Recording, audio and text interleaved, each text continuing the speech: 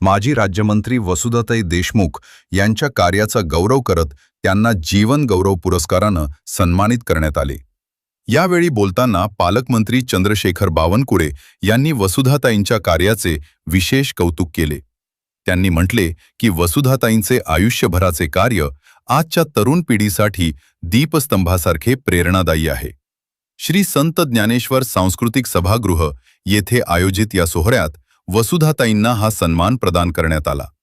सामाजिक आणि राजकीय क्षेत्रातील त्यांच्या प्रदीर्घ योगदानाची दखल म्हणून हा पुरस्कार देण्यात आला।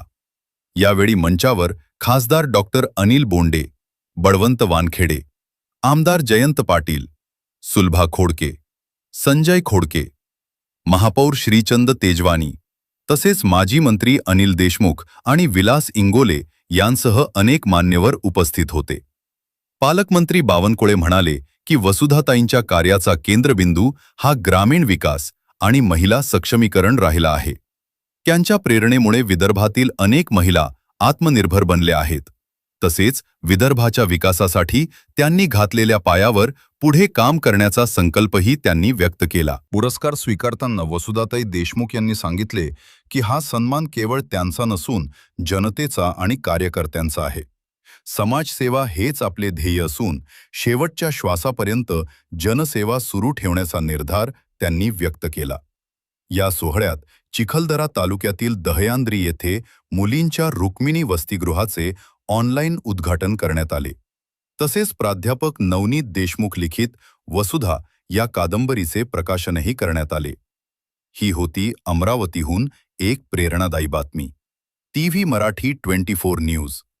अनेक लोक राजकारणात जगतात, राजकारणात राहतात, पण 80% राजकारण करतात, 20% समाजकारण करतात। पण राजकारणात राहून, यशस्वी राजकारणात राहून 80% समाजकारण आणि 20% राजकारण करणारी व्यक्ती ही खऱ्या अर्थाने वसुधाताई देशमुख आहे। आणि म्हणून त्या ठिकाणी खऱ्या अर्थाने आपण सर्व या कार्यक्रमाला हजर झालो आहे। या ठिकाणी अनेक लोकांनी मांडलं असेल, त्यांच्या जीवनामध्ये त्यांनी सुरुवातीपासून संघर्ष केला। त्यांनी महिला मंडळाचे अध्यक्ष म्हणून सामाजिक कार्याची सुरुवात असेल, जिल्हा परिषद सदस्य म्हणून असेल, आमदार म्हणून असेल, विधान परिषद मध्ये सदस्य म्हणून असेल, त्यांच्या जीवनामध्ये त्यांनी राज्यमंत्री म्हणून काम केलं असेल आणि अशा काळात काम केलं ज्या काळामध्ये विकास हा दूर होता। पण त्या काळातले जे पद त्यांना मिळाले आहे, पीडब्ल्यूडी मंत्री असेल, जलसंपदा मंत्री असेल, अर्थमंत्री असेल, जे पद त्यांना मिळाले त्या पदातनं त्यांनी आपल्या विदर्भाकरता, आपल्या अमरावतीकरता, आपल्या नागपूरकरता जे काही करता येईल ते करण्याचा प्रयत्न त्यांनी केला। इथे सगळ्या गोष्टी कराव्या लागतात, त्यावेळेला कुठल्या आपल्याला थोडाफार आपल्या कामाकरता पैसा मिळतो। परंतु सुरुवात मला खर्च बनावं लागलं, मला खर्च बनावे लागलं नाही। आता वलनाच्या स्टोनवर नाव घातलेलं आहे। त्या आमच्या सगळ्यांच्या वतीनं ते एका नवीन हॉस्टेलचं उद्घाटन केलं आणि त्याला रुक्मिणी नाव दिलं। सगळी नावं त्यांच्या हॉस्टेलची ही देवींचीच आहेत किंवा जिजामाताचं आहे।